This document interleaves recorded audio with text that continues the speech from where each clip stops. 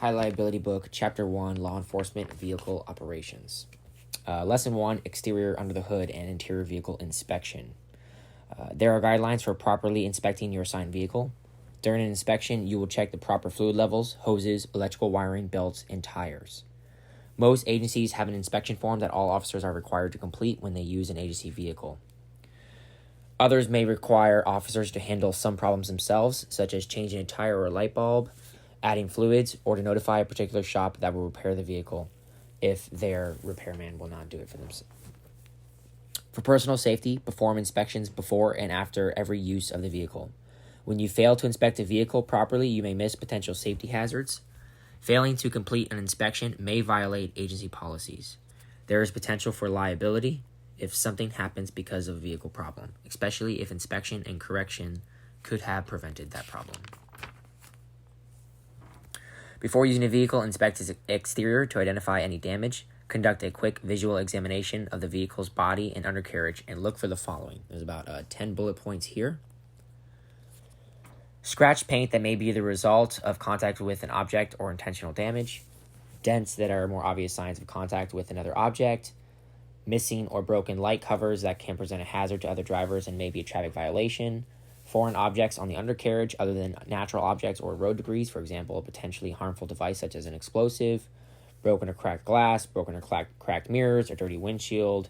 Obviously, foreign objects, tree limbs, and road debris trapped under the vehicle.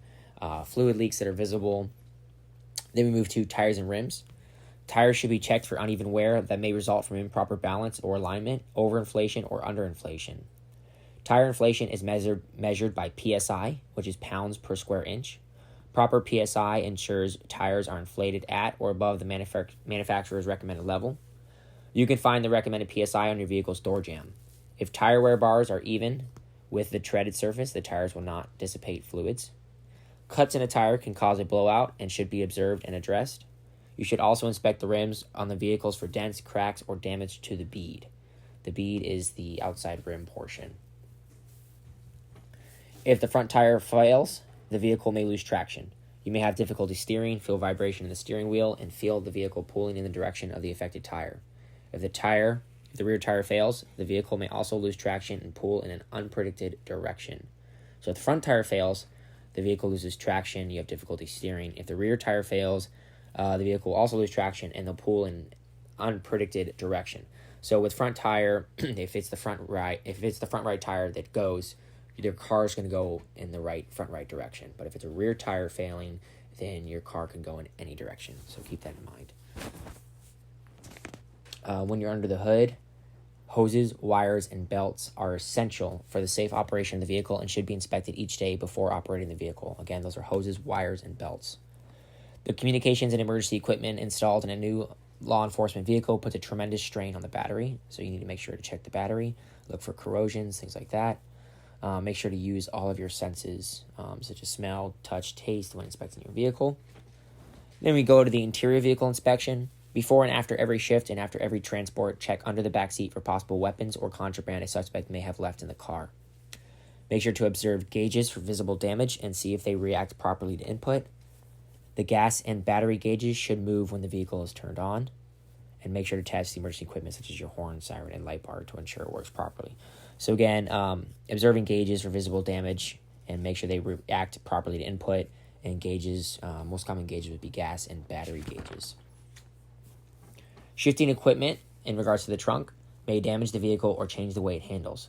Long and protruding equipment, such as long guns, long-handed tools, and equipment, must be stored across the width of the rear cargo area side to side, not front to back. This will eliminate protrusion into the passenger compartments or the gas tank in a rear end collision. So again, if you're putting like a really long gun or a long tool in your trunk, you're going to put it along the width of the car, the full length of the trunk, and you're not going to put it front and back so it doesn't impale a passenger or the driver.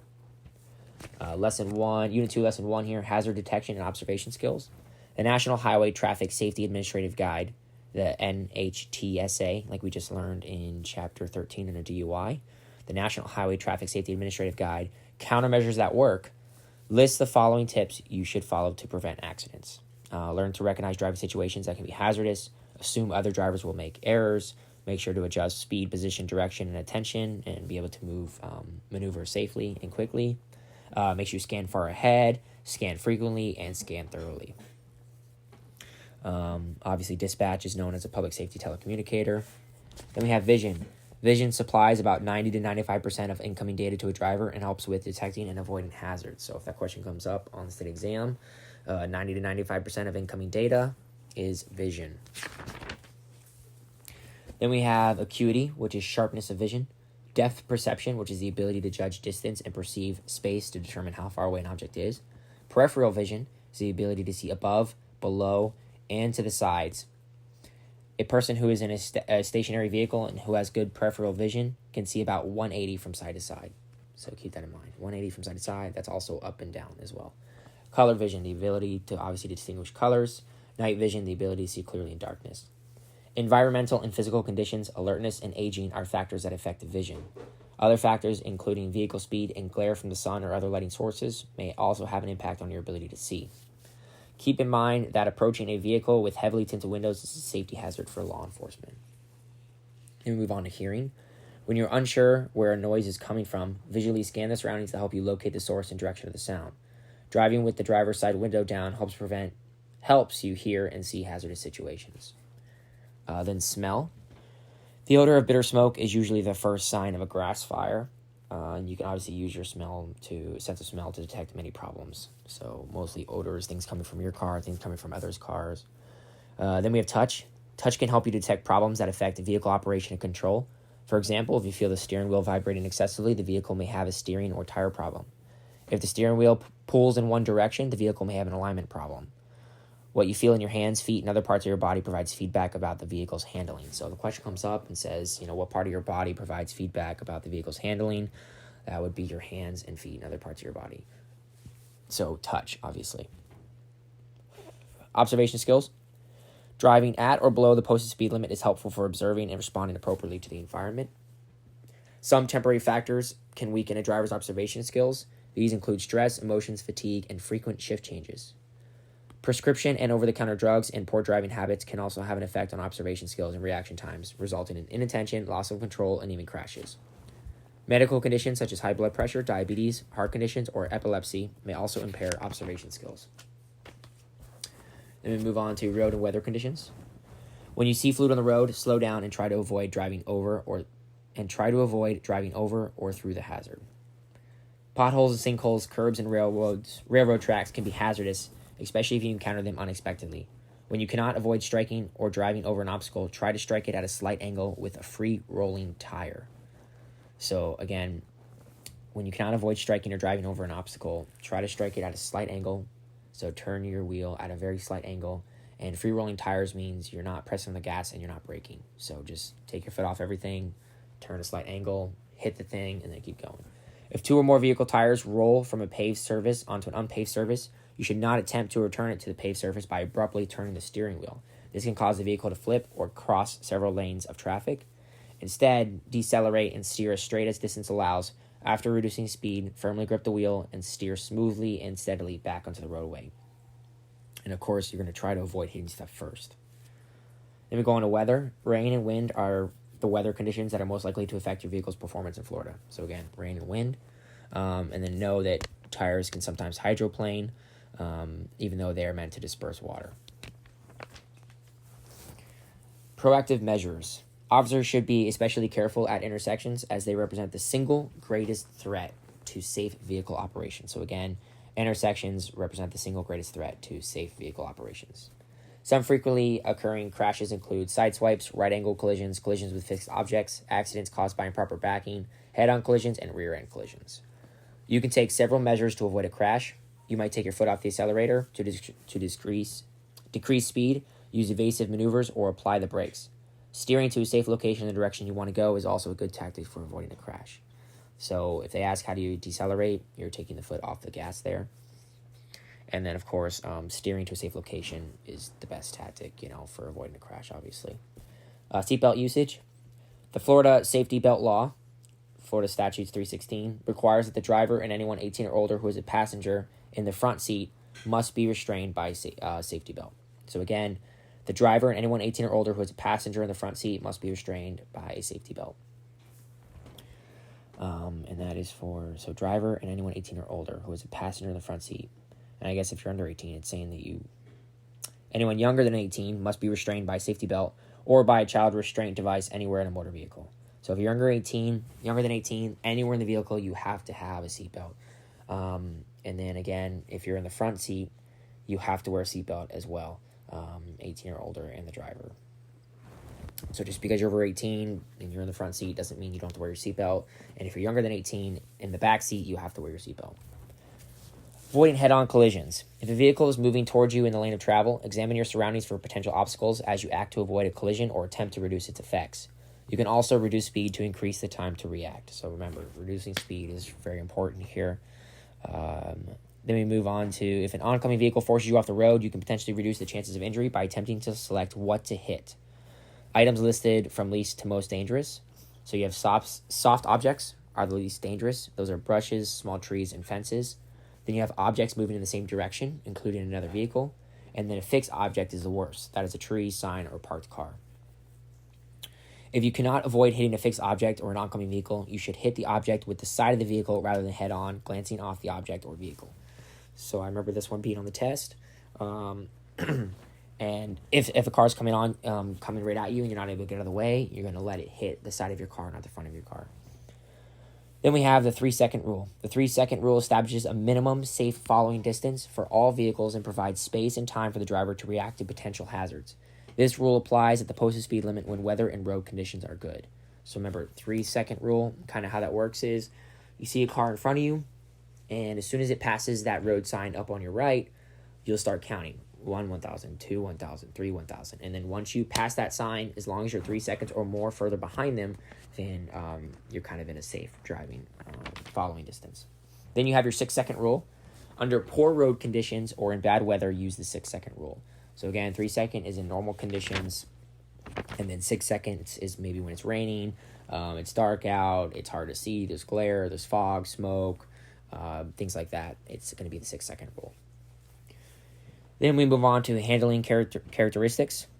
The tires of most law enforcement vehicles rest on 4 6-inch squares known as the tire contact patch. So just remember that's a pretty important one. I know for the normal test that was on there, and for the SOC it could be on there. A normal vehicle rests on 4 6-inch squares known as the tire contact patch, and that's basically what rests on the tire when the car's still. Vehicular motion, we have pitch, often occurs during acceleration or braking and causes the transfer of the vehicle's weight from front to rear or rear to front. Roll occurs when turning. This shifts the vehicle weight from side to side, and yaw is the transfer of the vehicle's weight, causing an end-for-end motion, resulting in the vehicle turning 180 on a horizontal plane. So again, pitch is forward and backwards, that's braking and accelerating. Roll is, think of making a turn, and the weight of the car starts going to the side, and then you think of yaw when the vehicle basically does like 180, where it kind of loses traction, it kind of spins out. Then we have stability. A stable vehicle does not pitch and roll as easily as an unstable vehicle. The center of gravity on the most stable vehicle is low and centered, like a Formula One or Indy race car. So again, low and center, and makes a stable vehicle. A vehicle with a wider tracking width, like a military Humvee, is more stable. As the vehicle's tracking width decreases, so does its stability. So remember, as the width becomes more thin, the stability kind of goes away there. So the more wide you are, the more lower to ground, that's better. Trucks and SUVs are less stable because of their narrow tracking width. Because they're so tall, but they're not as wide, that kind of makes them a problem. Then remember what an ESC is. This is an electronic stability control, and this helps drivers maintain control of their vehicle during extreme steering maneuvers, even when the vehicle nears or exceeds the limits of road traction. So again, electronic stability control. A traction control system, TCS, is typically a secondary function of the ECS designed to prevent loss of traction. So remember that the electronic stability control is the overarching stability control device, and then the traction control system kind of falls under that, and it's like a part of that. And obviously that's for loss of traction. Then you have weight transfer and distribution. Equipment and passenger loads affect weight transfer and could change a law enforcement vehicle's stability, because remember, we have all that equipment in the car. The more dramatically the brakes or accelerator are applied, the more dramatic the weight transfer and its effects. Obviously, if you slam on the brakes, that's going to transfer the weight. If you slam on the gas, it's going to transfer your weight. Weight is distributed only where the tires contact the surface. As the driver applies the brakes, weight transfers in the direction the vehicle is traveling, forward or backward. This transfer affects the distance it takes to stop the vehicle. When a vehicle accelerates, weight transfers to the rear tires, affecting acceleration and the handling of the vehicle. Weight transfer and distribution also occur when a vehicle changes direction. When a vehicle turns a corner, weight is transferred from one side to the other. Remember, that's roll. The transfer is more noticeable in a van, truck, or SUV than in sedans. This transfer of weight can force the vehicle out of the driver's travel lane or off the road, usually a yaw at that point because you're spinning out. In extreme situations, it can cause the vehicle to roll over. Then we move on to turns.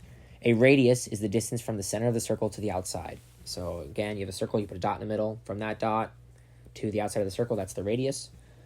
A turn or curve is a portion of a circle. An increasing radius is a turn that gets wider during the turn, much like a circle getting larger. So think of like a large off-ramp or on-ramp to the highway. It's an increasing radius. The turn gets wider.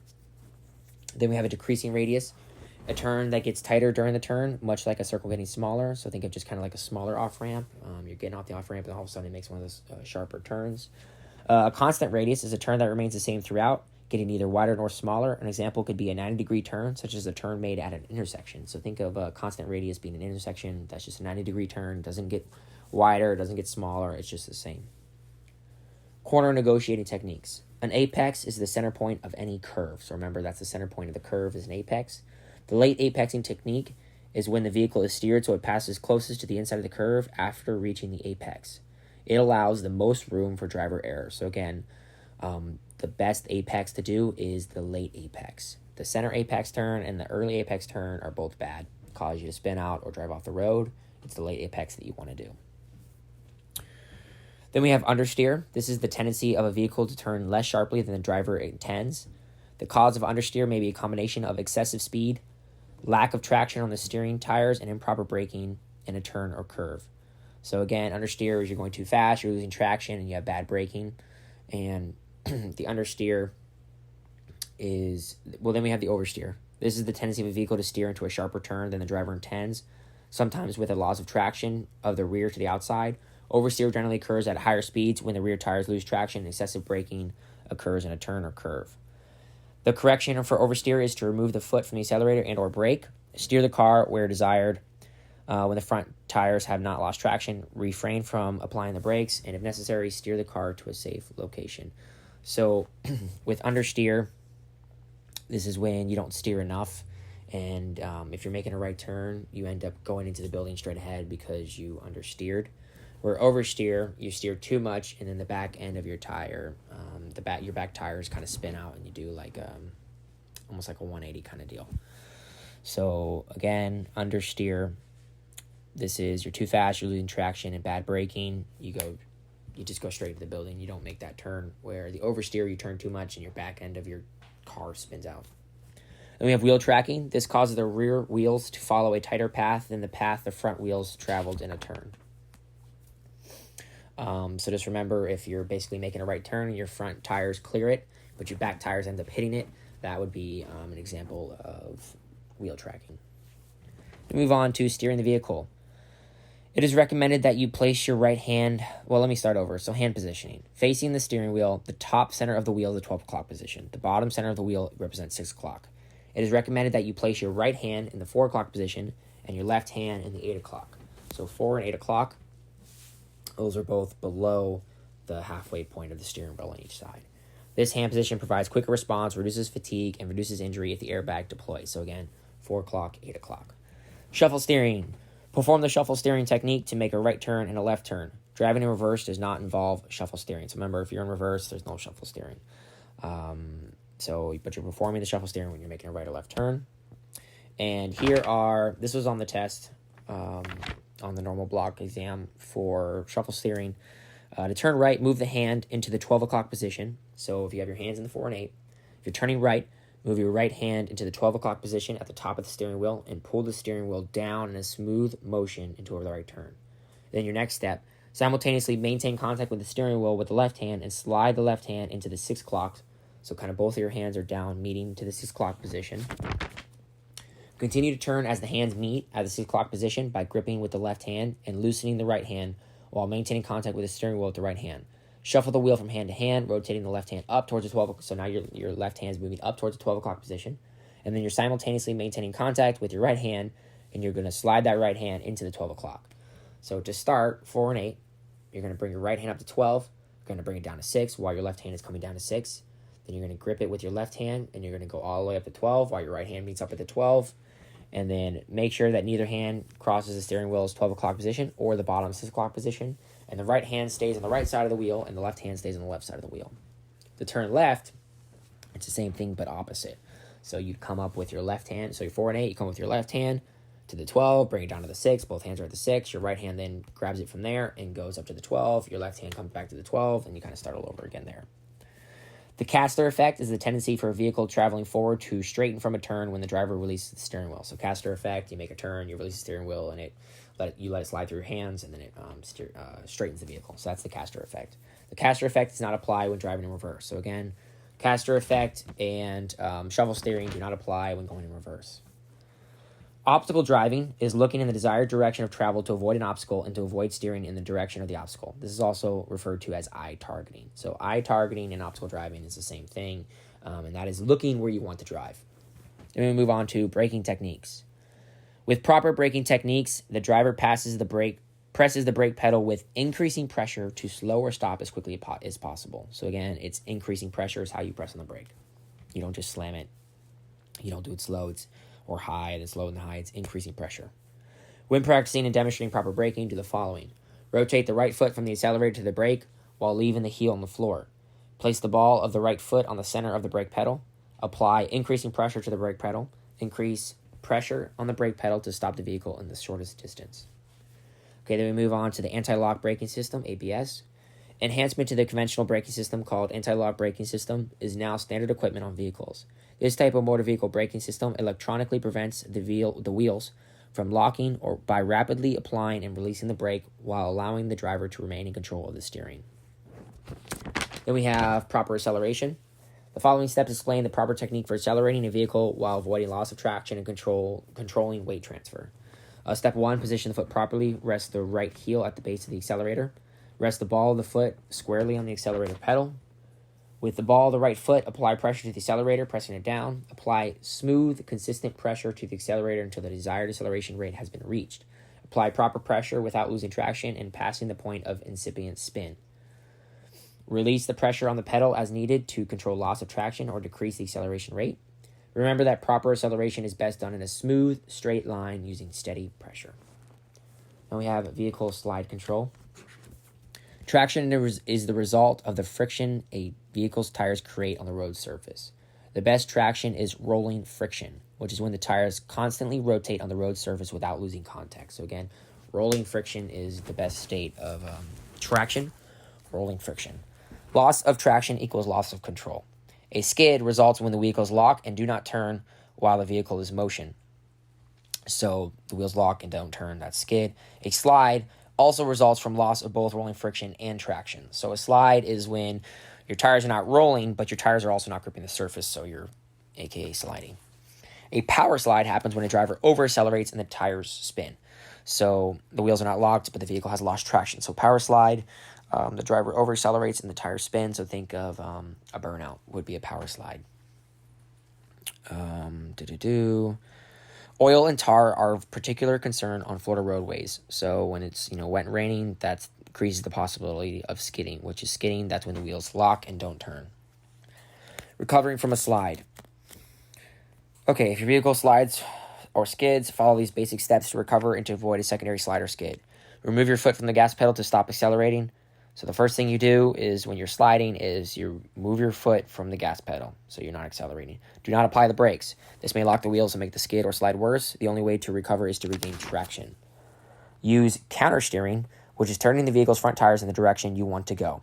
So if you're ever sliding or skidding on the road, make sure you turn first is taking your foot off the brake or the accelerator. You don't do either of those. But then you use counter steering, which is turning the wheel in the direction you want to go.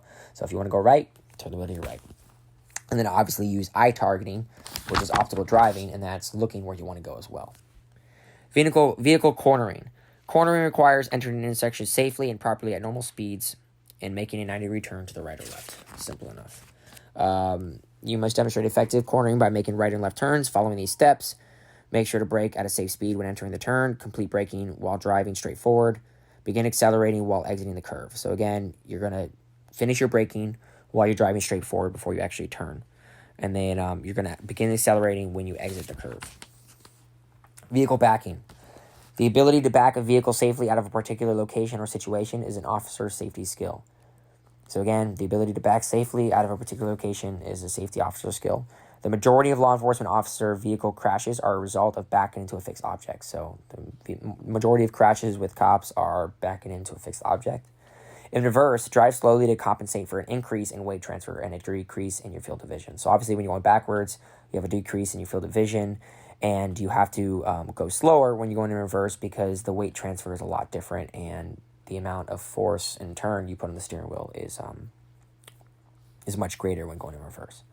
Driving in reverse requires less steering input to produce a larger change in direction. Again, that's what I just said. So less input for a larger change of direction when going in reverse.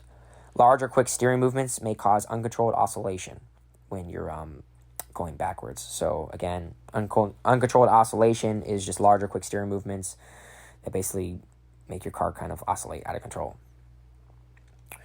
When backing, perform the following steps. Press the brake with the right foot while shifting the transmission into reverse.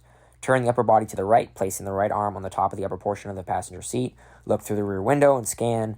Place your left hand in the 12 o'clock position, and with the upper body turned, release the brake and slowly accelerate. Back the vehicle while steering, using the left hand in a smooth motion. When driving in reverse, consider the option of using mirrors. Except in an emergency, always back slowly. Night and subdued light driving. Although only 1/3 of all driving is done at night, more than half of all fatal crashes occur during hours of darkness. Okay, so 1/3 of all driving is at night, but more than half of all fatal crashes occur during hours when it's dark out. Several factors may influence driving performance at night. Overdriving a vehicle headlights. The most common night driving error is to overdrive the distance the vehicle's headlights project. So, according to Florida state statutes, vehicle headlights should reveal a person 450 away with the high beams and 150 away with the low beams. So again, 450 feet with high beams, 150 feet with low beams. Reaction distance. Reaction time remains the same whether driving during the day or night. However, lack of light increases the time required to initially observe a hazard. Field of vision. At night, peripheral vision decreases and less light narrows the field of vision. So at night, your peripheral vision decreases. Loss of visual cues. At night, it is easy to lose many visual cues that are available during the day, which lowers the ability to judge distance and the speed of oncoming traffic. Then you obviously have glare, which causes you not to be able to see as well, and emergency lights would also cause you to not see as well. You can use these techniques to improve your vision while driving at night and to properly react to oncoming vehicular traffic. Reducing speed and not looking directly at the headlights of oncoming vehicles. Looking off to the shoulder or the roadway to protect night vision while using the white line on the edge of the road for guidance. Dimming the headlights for oncoming traffic to reduce glare for others. Using low beams while driving in fog or smoke during the day or at night, which limits the amount of glare reflected back at the driver. Reducing glare by controlling all interior lights. Then we have operating in emergency mode. Responding in emergency mode or pursuing a vehicle is among the most dangerous driving situations because officers may experience psychological or physiological effects. All right, now driving in emergency mode. The psychological stress of an emergency call may cause you to exceed your ability or your vehicle's ability in trying to catch the violator. Physiological effects are the measurable changes to normal body functions. These include tunnel vision, select hearing, increased heart rate, time distortion, and loss of spatial awareness or fine motor skills. So again, physiological are measurable changes to your body functions, whereas psychological is stress in your brain, basically. You must use all available emergency equipment properly. You should also realize that a siren is not a protective shield. A lot of people sometimes don't hear it. They have their windows up, things like that. Make sure to make eye contact with other drivers at an intersection whenever possible before driving through that intersection. Always offset your vehicle to the left of the available roadway, but within your lane. So always offset your vehicle to the left, but make sure to stay within your lane. Pursuit considerations. You must weigh the risks to yourselves and others against the benefits of apprehending a violator after a pursuit. A pursuit is an active attempt by driving an authorized vehicle with emergency equipment activated to apprehend occupants of a moving vehicle if the driver of such occupant's vehicle increases vehicle speed, takes other evasive actions, or refuses to stop in an apparent attempt to avoid apprehension. Make sure you know the case of Deschaney v. Winnebago, County Department of Social Services. The U.S. Supreme Court stated that an officer or agency that has no duty to guarantee a person's safety unless a special relationship exists between law enforcement and that person. So, Deschaney v. Winnebago, we have no duty to guarantee a person's safety unless there's a special relationship. A special relationship would be we have them in handcuffs. Then now we have a duty to protect them. And again, that's Deschaney v. Winnebago. Pursuit situations generally mean that you begin a pursuit but have no duty to continue it. According to the Florida case, City of Pinellas Park v. Brown, law enforcement has a duty to protect the public when choosing to continue a pursuit. So Pinellas Park v. Brown, you have a duty to protect the public when you have a pursuit on. So you can't just drive recklessly chasing somebody. Okay, the Florida Supreme Court held that law enforcement action in this case created a risk to the public that was foreseeable and preventable. So we're still talking about Pinellas Park case. So the risk we did to the public was foreseeable and preventable. It simply stated that any law enforcement decision to start or continue a pursuit is subject to court review under the doctrine of negligence. So any pursuit is under court review.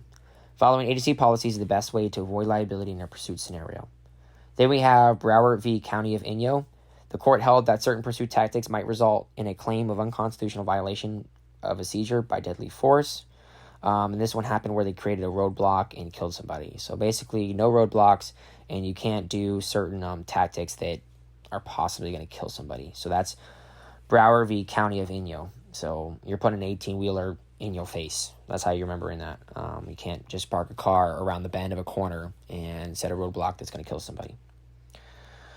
Okay, then we move on to Tennessee v. Gardner, which we obviously know. The court was concerned with the use of deadly force to apprehend a person for committing a non-dangerous crime and drew a distinction between the act of pursuing and the act of blocking or seizing a person. In Brower, as in Gardner, the court took the position that deadly force should not be used to apprehend citizens for minor offenses such as traffic violations. So if you're pursuing somebody, it needs to be something big like forcible felonies. However, if the officers take affirmative steps to halt or force the fleeing individual to stop, whether by roadblock or physical contact between the vehicles, the officers are responsible for the results, and their actions become a seizure under the Fourth Amendment. Then we move on to County of Sacramento v. Lewis. The U.S. Supreme Court adopted this standard referred to in earlier cases involving force. Officers may be liable if their actions are sufficient to, quote-unquote, shock the conscience of the court. So think of County of Sacramento v. Lewis, and you're shocking the conscience of the court. This standard must be decided on a case-by-case basis.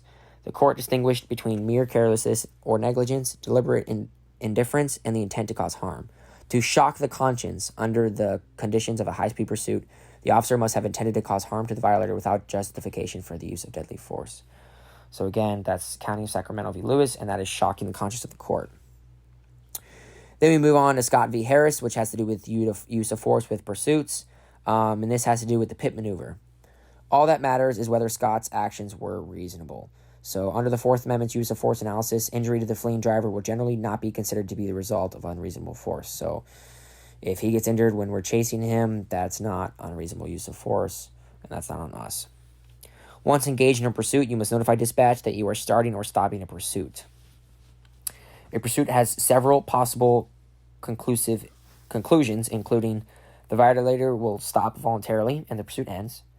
The violator is stopped involuntarily, resulting in the violator's apprehension or death, such as like a pit maneuver. You end the pursuit without apprehending the violator, permitting the violator to escape, at least temporarily. The violator crashes or you crashes. So there's basically 5 ways that a pursuit will end. Then we have roadblocks. A roadblock is the use of vehicles, barricades, cones, or other objects to block traffic flow partially or completely. And remember that the case with roadblocks is County of Inyo face. So that 18-wheeler in your face. And then that is the Brower v. County of Inyo. And that is roadblocks. So the roadblock is the use of vehicles, barricades, or cones, or objects to block traffic flow. Tire deflation devices. So we have a few here. Hollow spikes that puncture a vehicle's tire and allow air to be released, causing the tire to deflate. A track or mat base, and some sort of deployment. That kind of defines a tire deflation device. Then we have pursuit immobilization techniques, which is a pit maneuver. This is used to stop a violator's vehicle by using the law enforcement vehicle to apply force to either the rear, right, or left side of the violator's vehicle to end the pursuit. And that concludes Chapter 1, Emergency Vehicle Driving.